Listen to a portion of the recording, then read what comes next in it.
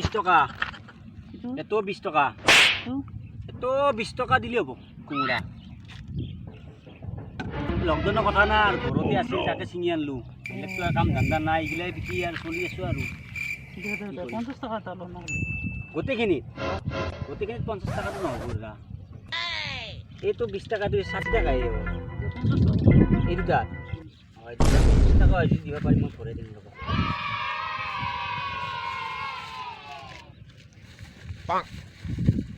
কুমুৰাটো নেনে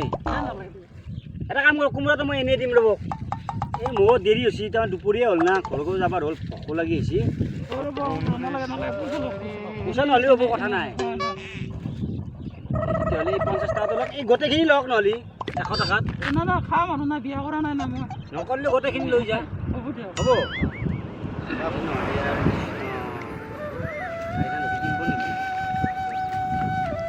হ'ব আজি নহ'লে মই এইখিনি আৰু নিবিকো আৰু ঘৰকে যাওঁ আৰু কি কৰিম আৰু পালোঁ 100 টকা আৰু গোটেই চলি বুলি খুৱাব লাগিব এই আৰু পুৰণা দিনত উপায়টো নাই আৰু এই লকডাউনত আৰু ছিঙি আনিছিলোঁ বিকিম বুলি